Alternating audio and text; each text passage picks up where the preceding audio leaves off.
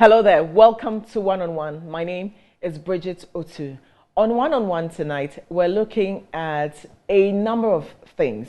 Top is the vice presidential nominee of the National Democratic Congress, Professor Jane Naana Opoku. She has been renominated by the former president of the Republic, who is the flag bearer of the NDC, John Dramani Mahama. What does she bring to the ticket? People are asking. Also, we will compare her performance in 2020 compared to other vice presidential candidates as well, and especially in her home region. What we found out was shocking. We'll also talk about generally, what would make an individual say, look, I am voting. Is just having a female vice presidential nominee enough? What would make you go to the poll and say, I am voting John Dramani Mahama because of Jane Naana Opoku? We'll also talk generally about how women who are in offices are handling the kind of vitriol they face, the scrutiny they face when they put themselves up for public service or public office. We'll be right back to look at this with lawyer Joyce Bawah Mogtari.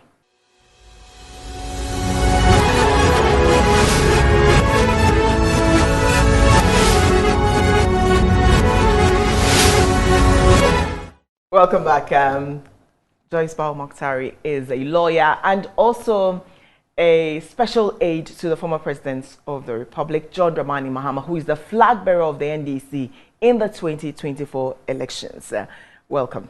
Thank you. Right. So first of all, I'm excited that she has been renominated because my earlier I was like, okay, if you're going to change her, what would be the reason for changing her? I'm interested in hearing your thoughts on her renomination and how you think that women can galvanize or put themselves together to support and get her elected to make history. Bridget, I'm sure that you have always been a foremost feminist. I'm sure that the fact that history is being made on this occasion is not lost on you. I have no doubt in my mind that Nana Jane was picked more for her qualities as a credible leader, as a fantastic administrator, as a woman who has chalked many firsts. Note that immediately after Nana Jane left the University of Cape Coast, what did we see on the scene of academia? Right. All of our main public universities are now being led by females. Right. Fantastic females. UG's Professor Abba Amfo. Right. And then you have another lady in Kwame Nkrumah, University of Science and Technology as well. Yes.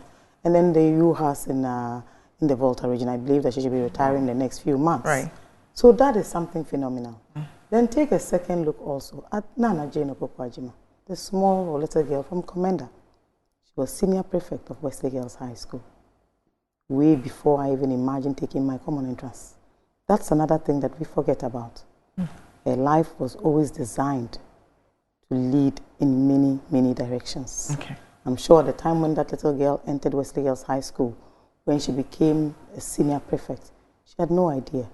Check the history of former senior prefects of Wesley Girls High School, each one of them. And let me say hello, not just to Nana Jane Sam, as she then was, but to now Professor Naana Opoku-Agyemang.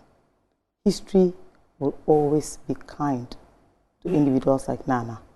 And their stories are replete with women whose lives started long before even we heard about them. So I have no doubt in my mind that Nana Jane represents for us an example of female excellence, the type of female that we want to see as vice president, the type of female that all of us can relate to. First, let's look at her modesty in approach and in her life. Let's look at her credentials. I think she has about 3 or 4 professorial qualifications. An author par excellence, a woman whose reputation transcends the walls of Ghana and became the very first female chancellor of an international female university, a position she holds up to date. She served on the boards of UNDP, no smaller body, and many others. She has raised 3 amazing young adults, all professors as we speak, yes, and grandchildren in that regard. Make no mistake, Naana's life represents what all of us women aspire to. So her nomination or renomination actually inspires for even better or more inclusion. Right. I mean, and it speaks to the theme for the year, talking about inspiring inclusion, that without even have to write a script, her life story speaks to that. Volumes, yes. But then you hear criticisms, and I am sometimes dumbfounded by the criticism. I have never heard anybody say Jane Naana Opoku is a thief. Nope. I have never heard anybody say she's corrupt. Never. Because these would be terrible attributes for somebody to have or to wear. Yeah. And we have a lot of men who wear these capes, sometimes even shamelessly. Yeah. But you don't hear that. But you hear, oh, she's not approachable. Oh, she's not all over the place. What do you think people who have such views, what is it that we are so used to? I don't want to use the word like rubbish. Like, we're so used to having very light-headed people that when we see quality, we kind of either are afraid to go for the quality or don't know what to do exactly with the quality. Let me say something, and let me ask this before I even respond to you. Right. Have you ever heard a woman boasting, bragging? No. I mean, till date, if you ask me, Joyce, tell me about yourself, you'd find me blushing. It's not something that any woman is used to. Go to the classrooms and see the women who lead in every subject that is taught. The many women married to men that they are 100 times smarter than. The many women dating men that they are 100 times sharper than. And go to all the spheres, in banking, in media, for example, where we have many women who are leading. How often do you hear them boast about what they are or what they are not? Yeah. Brag about what they've achieved or what they have not. It is a way that women also carry themselves. There are some who will tell you that the women who are successful are those who were bashing all over the place, boxing with men all over the place. But remember that most of the examples, in 2008, when I was a student in the United States, for example, I met Justice Ginsburg, a woman for whom there's enormous history, serving on the Supreme Court of the United States of America. Her voice was so soft. She was largely a very small, diminutive figure. But when she spoke in front of the class, nobody was in any doubt that this was an intelligent woman with enormous experience, a woman who, as soon as you hear her, you turn, but all you see is this very smallish woman with huge glasses. But history was way ahead of her. Look at all the women leaders that we know. Take Margaret Thatcher, woman of modern day history. How much of herself did she talk about? She got the job done. Take, for example, Angela Merkel. When she left after 16 years, Europe celebrated her like they've never done before. I'm getting goosebumps. Yes, how often did you hear her boast or brag about Jacinta Ardern. Many of them. Young woman, in fact. She got to a point where she felt, I've had enough of it. Let me focus on the things that matter. How often do you hear a man challenge himself to give up so another person can take the space? Let's say one thing. Women will always be different in our style, in our approach to history, in our approach to leadership, in our approach to managing anything that is given to us. Make no mistake, in terms of impact, in terms of development, in terms of making a difference, nurturing, grooming, mentoring, name it, all the creative things that you want to think about. These are the great examples of women that we have. But you will never hear them boastfully telling you who the hell they think they are, boastfully telling you just how big the size of their feet are. It is not something that women do. But that is not to mean that women are not effective or that they are not impactful. And let me tell you one thing. Naana is so approachable that sometimes you even marvel. Why? Who would you meet in the morning who would tell you, oh, Joyce, I love those colors. Oh, I listened to you and I was so excited. Oh, encourage you. Think about it. How often? If there's anybody who has understood what our cultural nuances can do to female aspirations or female inclusion, it has to be Naana Opoku-Agyemang, more than anybody. You know, look, Bridget, you work with many men. I'm one of those women that maybe on any team I've ever been on, you won't find more than another female. Yeah. The misogyny is real. It doesn't matter how far you find yourself or how empowered you think you are. It comes from everybody. Even your male colleagues who should know better, they do it. They weaponize things you're going through. They would meet you in the morning and think that, oh, you're sweating. You must be menopausal. Yeah. And it's how they will say it. Yeah. It's almost to try and belittle you, make you look smaller than you are. You're even dating somebody, for example, and they can meet you on a good day and make a statement that can demoralize you the whole day. Yeah. It takes a very... Are you in your period? Why are you yes, acting, why are you acting moody? Yeah. Exactly. Don't forget, even when they crack these very unsavory jokes, you find women who even go and try and prime them up and, literally encouraging them to do it. Naana is not that kind of woman. The reason we had a funny chat, she met me and said, oh, I have this friend who's a plastic surgeon, and all he wants to do is meet you, Joyce. So she went on and on, and I said, oh, Prof, please, is he going to do my face? Will he reduce my hips? What is he going to do for me? Right. You'd expect that she would probably berate you and, no, she laughed and said, oh, you're joking. Yeah. I wouldn't take anything away from you. Yeah. Stay just as you are. That is Naana Opoku-Agyemang. Right. With all the qualifications. Bridget, since Naana appeared on this scene, she's been active on the Manifesto Committee, on the Education Committee, on the Infrastructure Committee. She has literally become almost like the administrator of the National Democratic Congress. But how often do you hear Naana come out in the morning and boast about it? She has been at the highest echelons of decisions and conversations. How often do you hear her boast about what secrets she's keeping, be they state, private, or otherwise? But many students have gone to Naana with one problem or the other. Many individuals from all walks of life. I mean, can you imagine what life was like on the campus of the University of Cape Coast? Think about it. For a woman like Naana, and yet she bore it stoically right through in her service to Ghana as a female education minister. How did Naana fare? And yet you still hear people coming up with some I even think that if you have a candidate and in fact nothing negative is said about him or her, maybe there must be a problem. But if what is being said about her is something like she's not approachable or she's not out there, I mean, then really there is nothing. No. I would have been traumatized. No, they say we don't feel her. But of course, why would you feel her? Yeah. She's not boasting. Yes. She's not bragging. Yeah. She's not walking into your room filled with arrogance and arrogance of power. Yeah. She's not telling you lies. She's not making pledges that she cannot keep. Yeah. She's not making promises that you've heard so many times and nobody has delivered. She's telling you that this time, try something different. And ironically, the very traits that people admire in women who are not in public office, like at home, you expect her to be, whether it's humble, I'm using humble as advisedly, to be humble, not to speak, not to be heard. That very traits that they admire, they abhor in a public figure. Because she really, if we're looking at a textbook, who a woman should, then she's a perfect woman.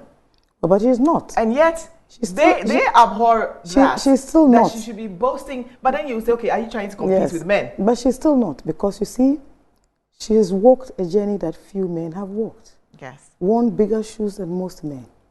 The difference is that Naana hasn't picked up photography and spent every day of her life boasting about what she's achieved and done.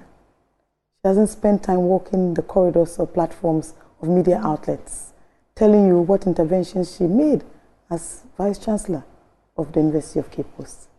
How often have you heard, until Naana went on that program, on that international platform, where the question of amplification became a huge subject? Look at the applause that greeted Naana when she spoke.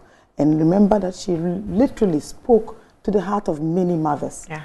She spoke about your child, your children, how you use language, what languages you train them in, how teaching children a language they understand literally makes it easier for them to better appreciate what they're being taught. How children should actually start instructions when they are actually being put through it in a language that they can relate to, a language spoken at home. You've heard parents who speak English to their children, whose own sentence construction is so poor that they are passing this on to their children. Whereas if they spoke in the mother tongue of these children, the children will be better able to understand, so that the right person who instructs them at school will then take up this responsibility. Naana has made a profound impact, not only on folklore or on literature, but on our societal norms as well. Walking in the footsteps of academia is not a joke. The cat calls from students. But think about it. Ever since Naana appeared on this scene, have you heard any student who has come out to challenge her competence? Have you heard Naana ever speak out of 10? Have you heard her talk down to anybody, for example? I think that Naana represents a new, refreshing kind of leadership, a safe pair of hands, experience like no other. I read an interesting story by Albert Einstein, deemed as the world's most intelligent. And he put it beautifully. No matter how much knowledge you have, how many qualifications you can possibly have, without experience, you are nothing. I think that Naana wears her experience with enormous pride. And let me say one thing that I say to all of you in the media space that I meet. We must start to recognize that female leaders will not be as boisterous or as aggressive or as loud or as vocal or as all the things that we don't want to see a woman do or be, for example. They will lead very differently. You know, when I see women who brag till date, I find it very off-putting. When I see women who boast, I find it very off-putting. If I say to a woman, oh, you look beautiful, I expect her to just say, thank you. I know. Oh, I know, I'm aware. Oh, say something else. Or they go into it, oh, you know, I have a lot of them like that. Or think about it. Oh, your dress is beautiful. Exactly. I guess graciously just say thank you. That is Naana. You understand? You know, look, in terms of what we achieved with parity for the girl child, that could only have happened because this is an individual who understood what we needed at this time, who appreciated the exigency of the day. But note that going through those walls from Wesley Girls all the way through the University of Cape Coast, there's one thing you know: how intelligent girls can be, how high their IQ, how knowledgeable, how quickly they absorb information, how fast they understand things that are taught, how girls absorb everything faster even than the males that they compete with. Look at the awards that have been going around on the university campuses, in medicine, in science. Go to Aseshi, for example. Go to the University of Ghana, Kwame Nkrumah University of Science and Technology. Even the elections that girls were actually initially banned from and asked to be women's commissioners and serve tea and coffee at meetings. Today, what are we seeing? The girls are contesting for SRC on male-dominated campuses and winning. The numbers of girls on these campuses have actually gone higher. What is it that the Ghanaian woman needs to prove? I look at Greater Accra, maybe because I'm a politician. Look at the number of female MPs they have. Because culturally, Ghanaian women have been known to be what? Very, very hard women. They work hard. Go to the markets and see how the market queens run the markets, how they even discipline other market women. So you can see the numbers of members of parliament that this region has given to all the political parties. It's because here, they expect women to lead even in many ways. You go to the Ashanti region, where they have a history of Yahasantua, for example. So women have a certain place. So look at the system of transition in the chieftaincy, for example, in most Akan areas. Women play a very key role. Yeah. The whole thing about Wafase started from this concept of how you should see women. Whereas you take the northern region where I come from, where culturally women are known to work very, very hard, but must also always succumb or submit to the male dominant factor. So you find that even when you offer a woman something in the north, she must go home and show it to the husband or to daddy, for example. She must seek his permission when you offer an appointment. She must actually ask for people to consult in a way. But look at where our queen mothers have taken our culture to. Recently, we buried the Bunsunu Wuche, and as I sat there and read the history of her children, her contribution to society from that small village called Bunsunu, I learned one thing: how women have led courses, reforms, impacted our society in ways that we don't even celebrate enough. I'm looking forward that when Naana is sworn in, these are conversations that she will actually help to promote. Then I ask myself, what would I want to see in Naana's very first presentation upon her re-nomination? Yes, she is yet to speak. I want to see her take up a course such as social justice, social protection, girl-child education and impact, courses that matter. Look, when unemployment becomes a huge threat, it's the women that suffer. It's the women that suffer. Yeah. When girls get pregnant as teenagers, who suffers? School. It's their school, everything. When girls fall out of school, look, young teenagers have sex when they're probably not supposed to. They have unprotected sex, for example. It is a girl who gets pregnant. It is a girl who truncates her education. It is a girl whose life gets truncated and stopped. What happens to the male child? How often do you even hear about the boys who get them pregnant? No. Maybe if it's a male teacher, you would hear about it. If it's another kid that they're with, you would never hear about the child. The parents even hush it up because they don't want their family name dragged into this. I want to see Naana take up this position of that woman who delivers that social reform that will make it better for women to improve their lives, to have better access to funds. Look, being empowered is not enough. I tell people all the time. So, Bridget, I have a voice. You have a voice. Without the necessary economic backing or independence, how far will that take you to? How often do you see a woman approach another woman? Oh, you've impressed me so much. Let me sponsor the clothes you wear for your show. It's not that thing that women do. How often do you see a woman approach you and say, oh, I'm impressed by the contribution you make to society. Let me take responsibility for paying your children's school fees. No. But you see other men who approach men, even in our political space, and do that for men. They don't do that for women. When your male colleagues approach you for support, for example, you will go around and find it for them. When you approach them for support, what do? Not the same. I want to see Naana raise issues of equity, of equality, of justice, not just for women, but advocate for a better society, because it is what women do. It is how women deliver. It is how women make an impact. It is how women make a difference. And history is replete. Look at the Chief Justices that we've had in Ghana, for example. I worked very closely with Madam Theodore Wood for years because largely I used to literally lead the training for magistrates and judges in terms of maritime. It was a program I ran for many years. How often have you heard me speak about that? No. Thank you. So that is what I mean. It is not something that women do. We believe largely that, oh, let your work speak for you. Understand? Yes.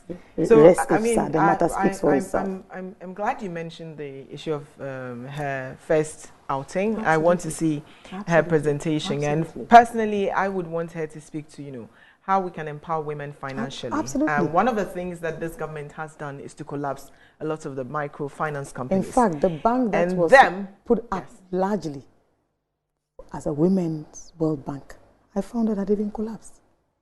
Wow. Yes, absolutely. And you know how Parkway Sindum's banks, for example, used to impact society. They've all collapsed. Think about it. Even in the bank rationalization exercise, who suffered most?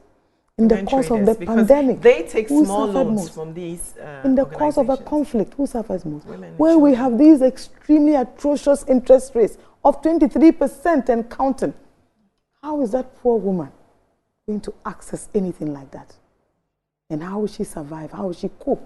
Indeed, how will she even get to the bank when we are promised each person with a bank account? And where is it today? We were told that e-levy will be done for free. Now there's a 1% levy. Where is it today? There are some social imbalances that also hold women back. And like I said, no matter where you find yourself, Bridget, make no mistake. And I'm sure you will know what I'm talking about. You will experience it. So imagine that Naana, man, with the achievements that she has. Oh no, she'll be on every platform. In fact, there are candidates who go out and say, I have employed 8,000 people. I mean, you don't even need to fact check, verify. They are saying is, I have paid the school fees of 100 children. But women don't boast, and that's why you don't see that it's a very big issue. So we're taking our very first break. When we come back from the break, I would want to show you what women leadership do, or how women leaders have performed. COVID was terrible. It destroyed economies. But the countries that had women leaders performed unbelievably, incredibly amazing. They did so well in saving lives and reducing mortality. We'll be back to talk more about Professor Jane Naana Opoku's nomination. And also, you know, if you decide to do this, if you're a woman and you want to go into public office, I would want to find out from Madam Joyce Bawah herself what kind of attacks she faced in being somebody who expresses her opinion on what's happening in the country. We'll be right back.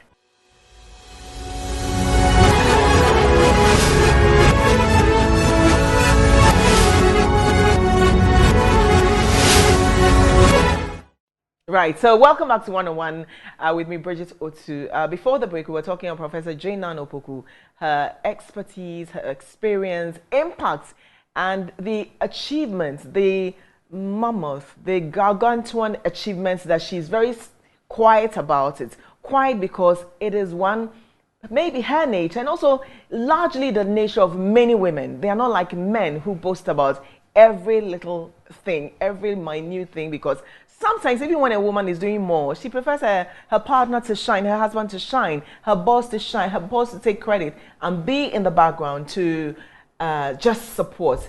And yet they still get criticized for not being loud enough. And when those that are loud, they say, are you trying to be a man? So a woman cannot win whichever way you put it. But this is where her Professor Jane Naana Opoku's nomination is even vital, because she's partnering someone who believes in women and has shown over the years that indeed he does believe in women, John Dramani Mahama, by first nominating her and then renominating against all odds. Yeah. That is not easy to come by. That's not easy at all. So before the break, I mentioned I wanted to show you this. So during COVID, we lost several lives, thousands. Even in Ghana, we lost some very prominent people. Of course, every life matters, I must say, but over 1,000 people lost their lives during COVID. And in the countries, globally, female-led countries, this is an article by The Guardian, and female-led countries, right, handled coronavirus better. And this is science. This is the study that is saying this, that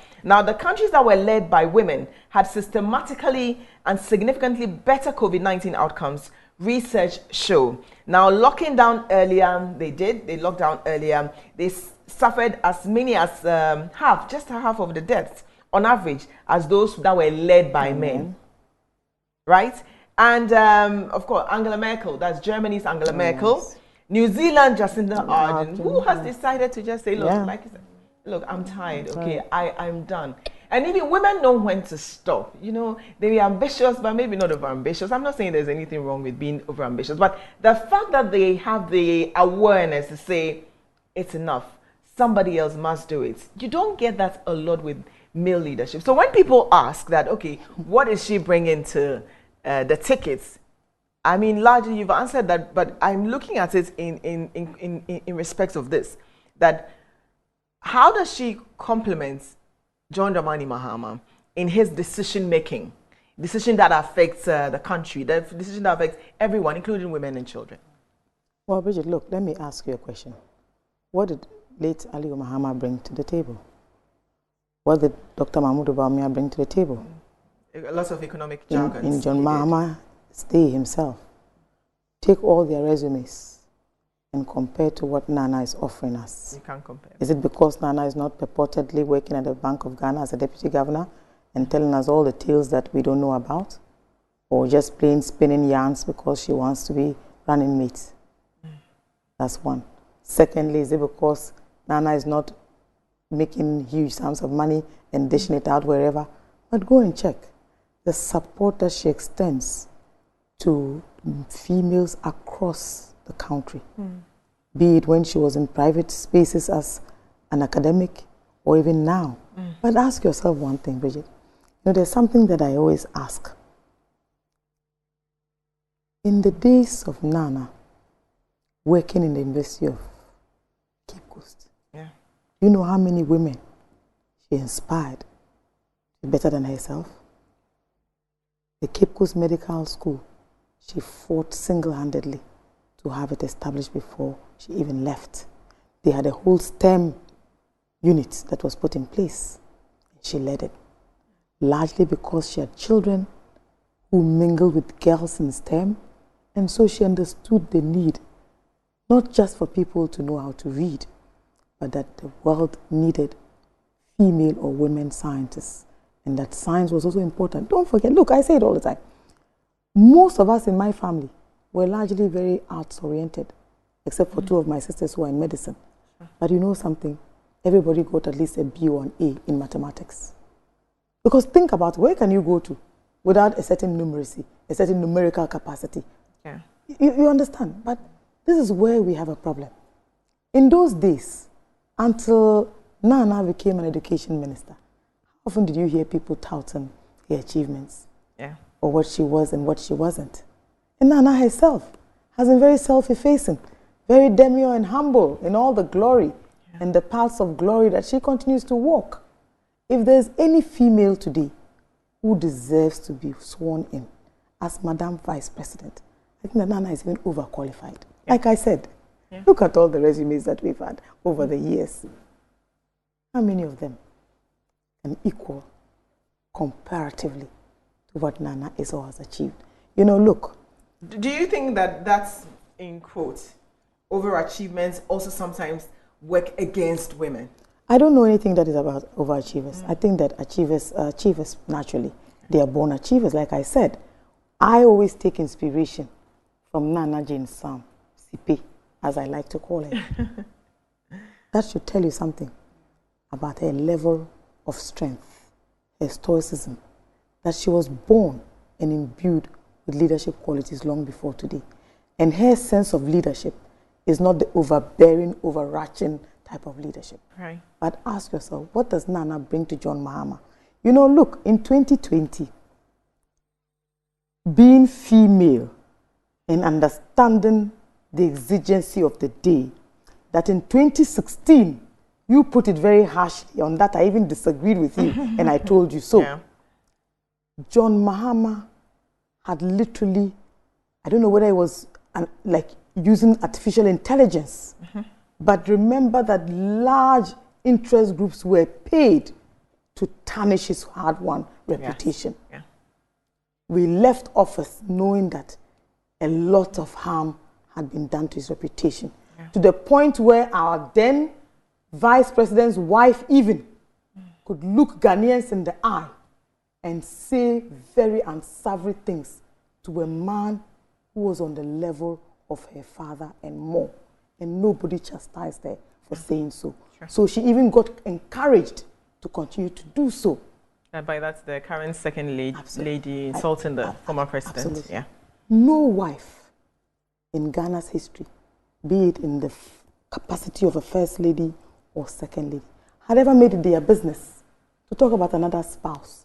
They would lead like Naana Opoku-Agyemang Rawlings, like Nadu, Mills, like Mrs. Misartha, like our mother, Auntie Lodina Mahama.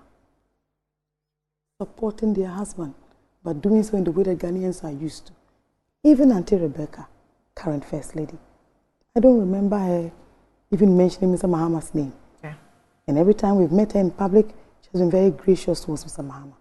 I haven't heard her grant any interviews, for example, or make any speeches where, indeed, even at the recent program at UPSA, for example, she actually led by imagining Ghana with Madam President, for example. She spoke to many of our dreams and aspirations, not because she's MPP and I'm NDC, but she spoke to a lot of things that many Ghanaians, many females think about. Let me say one thing that happened in 2020. Naana's presence actually softened Mr. Mahama's image in the eyes of many people. Right. Yes, when you meet... By the way, her disagreement, she was speaking to the article I wrote. Someone said you were cool. No, I was even surprised. Yes, I actually took her on because I thought that was a very harsh phrase. You understand? But that is you, the journalist in you. Yes. It actually would lead to a certain debate. Yes. It actually evoked certain comments and emotions. You understand? Yes. Even when I read it. Yes. But I would think about it later on. And when I reflected upon it, I thought, yeah, okay, maybe. In that 2016 environment. That's how bad it was. And like I tell my colleagues on the side of the MPP, this is not 2016. Now we all know about artificial intelligence. Yes. And today even Buckingham Palace is suffering. Of all places, is suffering from artificial intelligence. I remember how a particular company chased me across the length and breadth of the world, even in my private space working just to make a living for myself, about Mary, for example. Which of those stories are true? There's something Naana did. She literally softened the image of Mr. Mahama in the eyes of many. She brought out that aspect of Mr. Mahama that people had actually forgotten about, especially prior to 2016. She was also a reason why we developed a certain narrative, because the NDC is actually a very large male-dominated political party. Yes. One of the largest in the eyes of this country. But there's something that the NDC achieved, even in the days of strongman Jerry Rawlings. He had a wife who led a phenomenal social change that led to many women finding their voices. Eugene actually culminated in the passage of Ghana's very first Domestic Violence Act. They're still waiting for the affirmative action bill to pass. I've seen it on the list of Parliament's duties for this month. Remember also that this is another thing I would want to see Naana champion, for example. If they don't pass it in this term in office, but of course, I'm sure right now, maybe Mr. Akufo-Addo will quickly go and accent it because he will want to sweep the carpet from under Naana.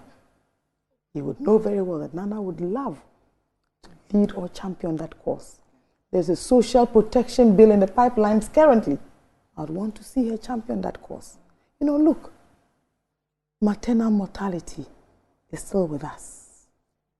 Recently, we lost an amazing young woman. Yes. Made me my dress on my 50th birthday. Yes.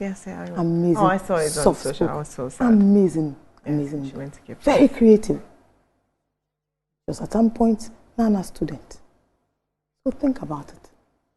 I want to see Naana champion these courses. You know, one of the things I admire most about most of our first ladies in particular, they've always made championing the causes of women their issues, but they champion what? The very social ones. I want Naana to look at sexual harassment that we all suffer even to date. This morning I asked you, are you going to have an arrangement that will let my legs show? Because I've developed this habit of not wanting my legs to show because they would send you all sorts of comments and also very derogatory in most cases. I wish the Kama would pick it too short. Yes. So for all the yes. No, I don't. I deliberately don't. Yes, I know. You know, and then you ask yourself, why do we do that? Yeah. But that is the society in which we live in.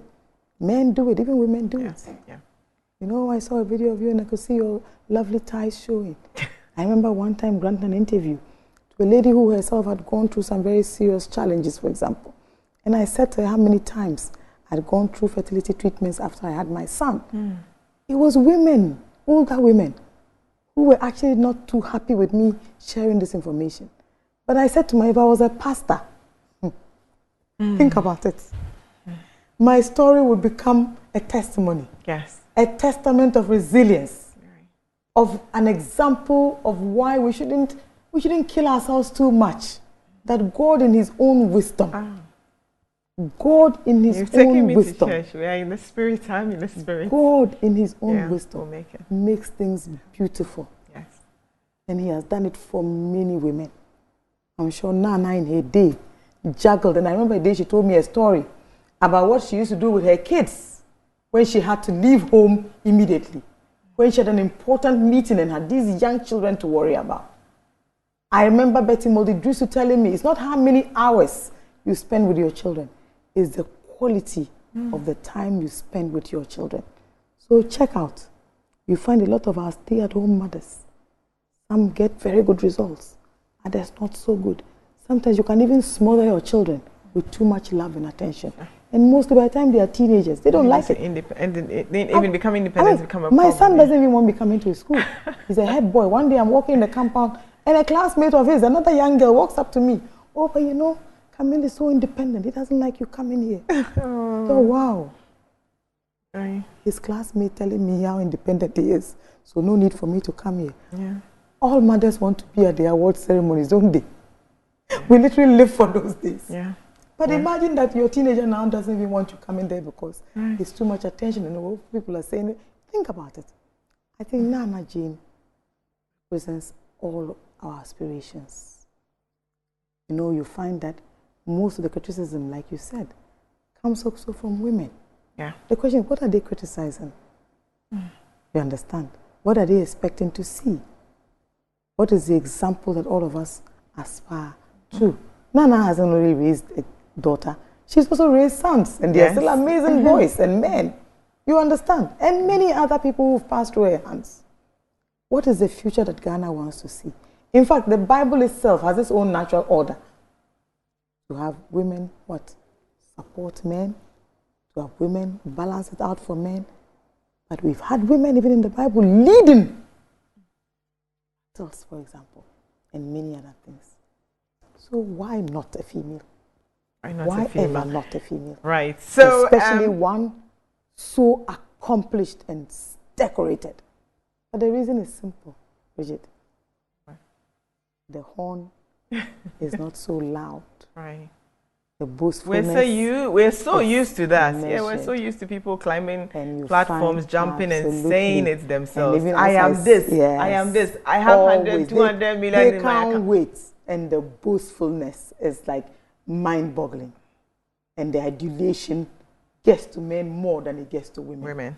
Yeah. You find that the more women get popular, they start to be more self-effacing. Right. Not men.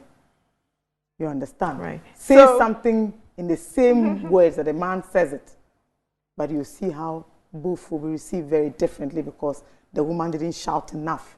She didn't sit and, you know, rearrange her shoulders 10 times. Have you seen how our men folks sit?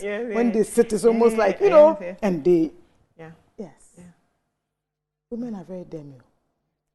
But I always say that is what even people find most alluring about women. That's...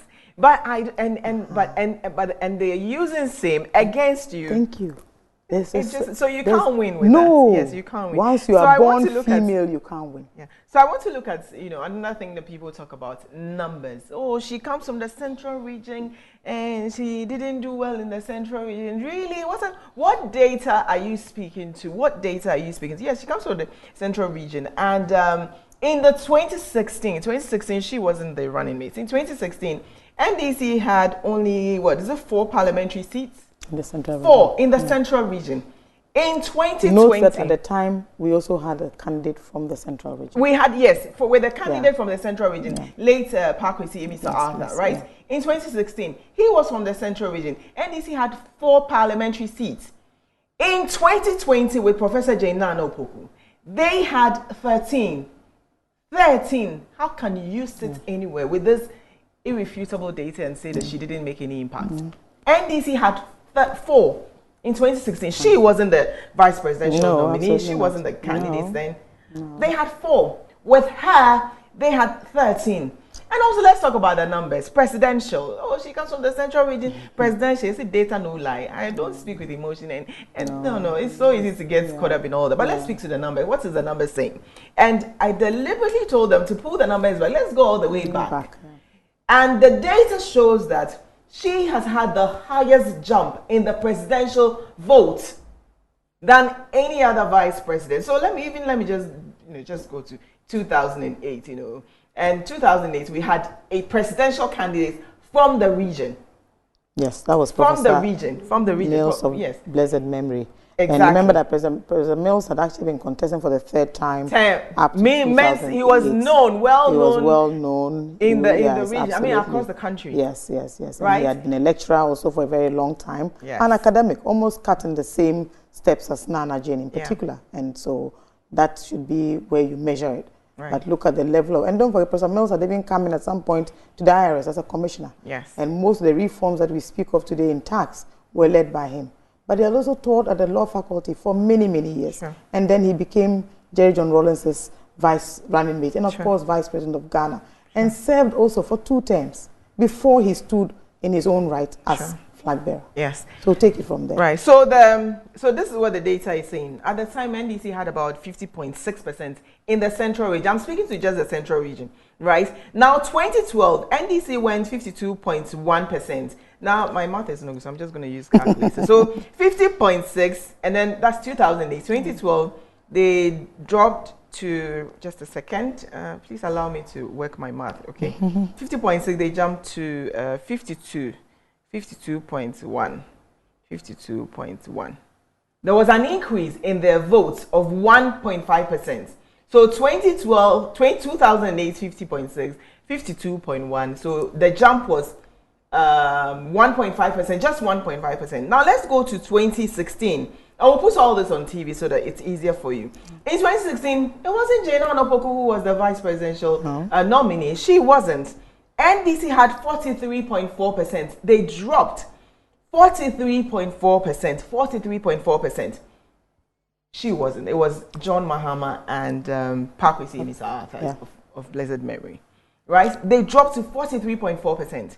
Then John Mahama says, okay, I believe in women, let me partner Naana Opoku. Brings Jane on, and 2020, NDC had 45.9% in the central region.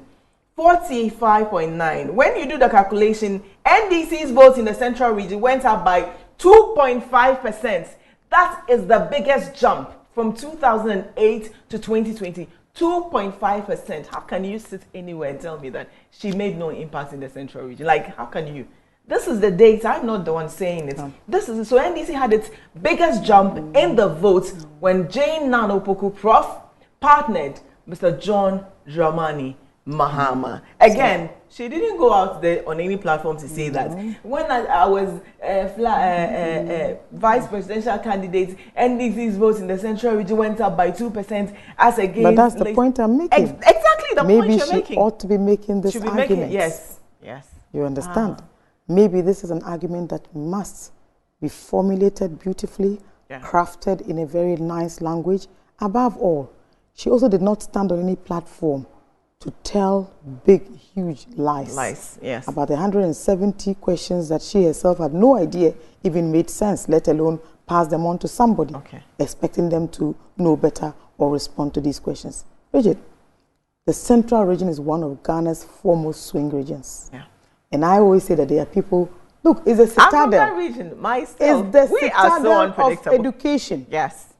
You know, I remember that you will see someone selling akakro, and when you approach her, Efidebua, the things she will tell you, even as you're walking. I will never forget telling someone like that once that I was from the northern region. I'll tell you what she said to me. Very discerning. And look at it. I said the best schools in Ghana, in the world, can be found in the central region. There's a reason why. We don't expect there to be a region that will be like all the other regions and be, you know what I mean. Yes, they've raised many professors. In fact, people from the central region will tell you one interesting thing, that academics from the region are very, you know, like a bit slotty. That's how they describe them. So maybe it's time for all academics from central region to come down to another level, you know. Maybe it will take Naana to do that for us.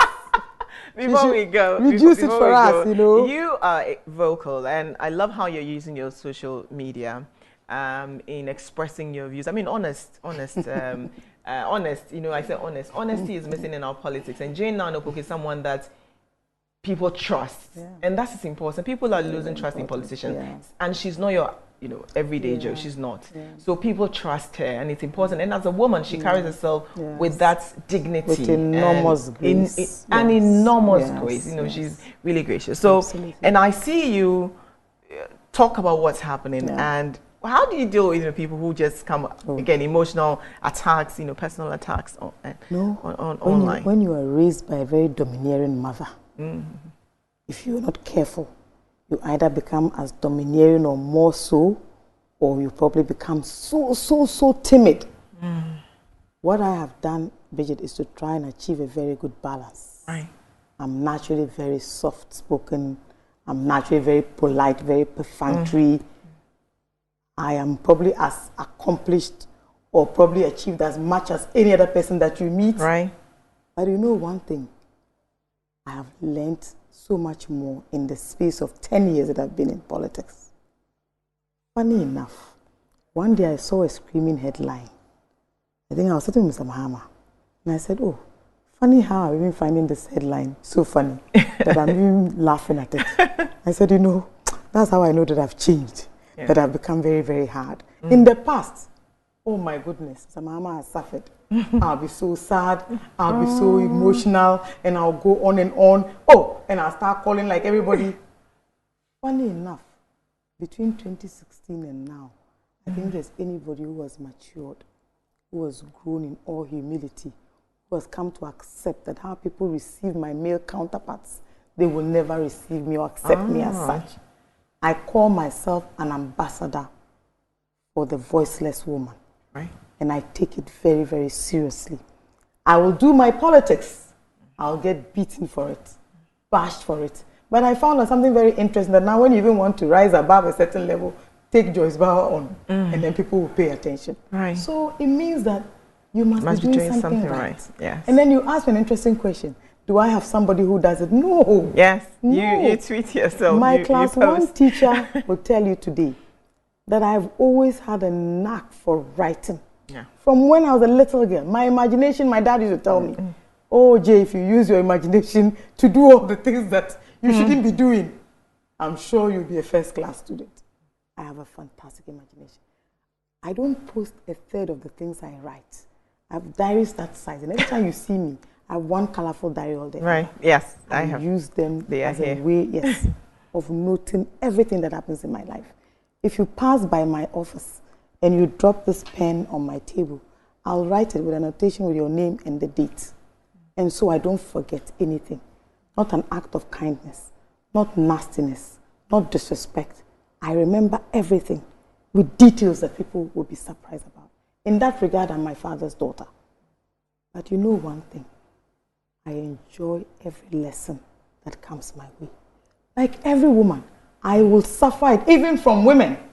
Don't forget, I work in a male-dominated environment.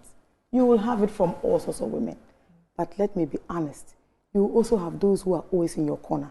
That even in rooms where you are absent, there's always someone to vouch for you. Sure. Just be credible, be honest, be authentic, wear your virtue with pride.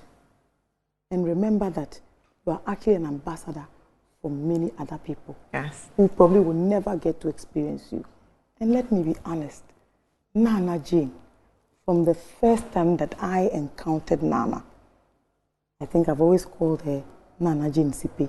So she's literally like a big sister, even though she's more like our mother. And I think that anybody, I wanted to open, I don't know, is it what? A toll-free number. So you can call. Okay, all right. Thank you. Phone a friend, phone a sister, phone a mother. So they can, someone you can trust. Yes, and I would even add one more, that take it a step further. That yes, phone a friend, phone a sister, phone a brother, and say, look, why we must get this amazing woman. We've tried in office. Everything. Yes, we have. I mean, what have you got to yes. use? You've seen the noisemakers. Don't you want a vice president who comes to taste the school feeding? Prolific, methodical, strategic, and pathological liars. Attempts to hoodwink a whole society, a whole nation. Yes. Imagine what have you got to lose? Trusting a trusted, competent... Don't you want to see your vice president, for example, walk into a kitchen where they're cooking for kids, sample the food, tell you what is good with it, what is wrong with it, what you need to improve? That is the sort of vice president I am looking forward to. Not the vice president that I see only in the convoys or only behind the console. And of course, I want to see a vice president who's working with the lot, not just of Ghanaian women. I want a vice president who takes responsibility. Oh, but Nana has always taken responsibility. No, I mean, that's exactly. That's what I'm looking forward to. Like a vice president who will not throw their bosses under the bus. Others will tell you they want an example. They are mates, and no, she is a spare driver, and she will take responsibility for that. So thank you. I want to say a big thank you to you for coming much. to talk about Professor Jane Naana Opoku. You call her what? Naana Jane? Naana Jane. Naana Jane Sipe. And Sipe is senior prefect. Yes. No, interesting. So that little girl from Commander was always a leader. Yeah. It didn't start just recently. Right. Think about it. Right. When girls repose their confidence in one younger girl, it tells you something. Right. And I have a story myself. I know we've gone over the time. I went to visit my headmistress recently, just before we close. As soon as I walked in, oh, Joyce, there you are. You seem to have lost weight. It was making you look even taller. I thought, wow, she's 84. And from all those days ago, that she still remembers you. There must have been something very unique about you. My class 1 teacher still follows my posts. Think about how old she is today. Be the example that all of us want to bask in. That is Naana Jane for you. You know, sometimes I don't even like that professor, but it's too much. You know what I mean? So yes, please, with permission, we are going to call her Naana Jane. Naana Jane. You know, with permission, yes, we're calling her Naana Jane. Absolutely. Thank you very much for coming. I look forward to hearing her address. I remember in 2020, her address was so touching, very relatable, and yes, I wish we had like a minute or two to show you that video when she launched and that girl was watching her on TV thinking that, look, I can be like that. I want to be like this woman. Yeah, I think we should find a minute or two to play that video. My name is Bridget Osu. Thank you so much for joining us. It was really an exciting and interesting conversation. I've enjoyed myself. It didn't even feel like an interview. See you again next week on One on One.